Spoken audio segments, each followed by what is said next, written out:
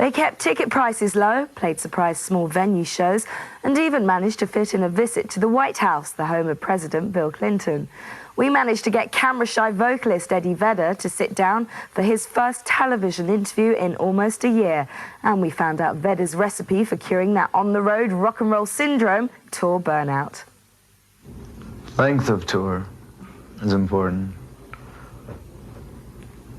But, and writing. I mean, we went in the studio while like during the day in one city that we just played in, so we could record during the day and play at night.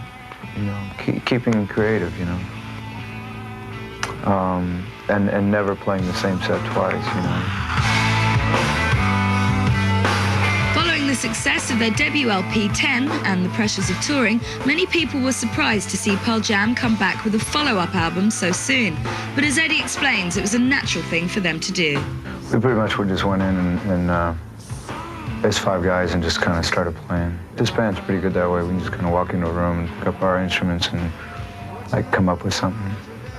One thing that we've kind of found out in the last year or year and a half is that that's like the one place that you can go where there really is no pressure.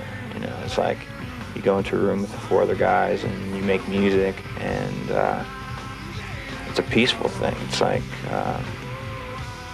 it's kind of what it's really all about. It's the creation of the music. For the release of their current album Versus, Pearl Jam took on a low profile, limiting interviews to the press and deciding not to shoot videos for single releases, as they wanted the music to speak for itself.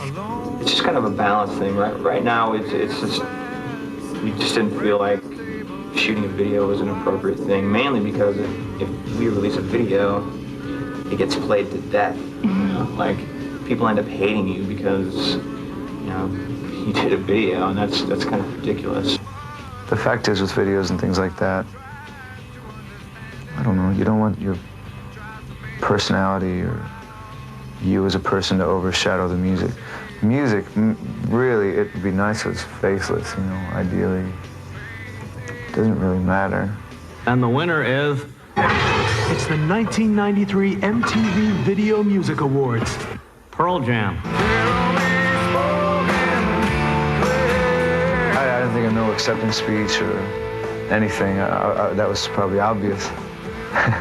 But at the MTV Awards, you know, we won, you know, greatest video in the world or something, and I should have really just said right then what I was feeling, and that was like, wow, you know, I guess we don't have to do any more of these. Because, you know, where do you go from there? Affected by the pressures of fame, he admits a lot of the pressure is self-inflicted, and this is because he feels it's important for him to be at his best when performing live and on record. That's the important pressure. You know, it's like when we write or when we put out some art, I got a real high standard, I think, and I've always been that way. And if I'm going to do something, I really, you know, we all want to do it like the best we can. And so that's enough pressure. That's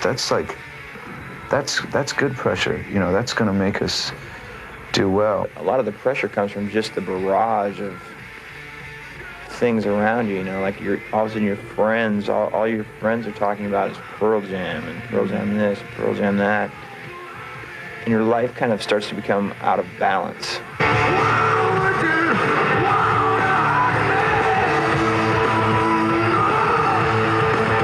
Maybe it'll just turn out that I don't ever read another thing again, or watch another thing, or see myself on TV and go, I look like shit, you know, or whatever.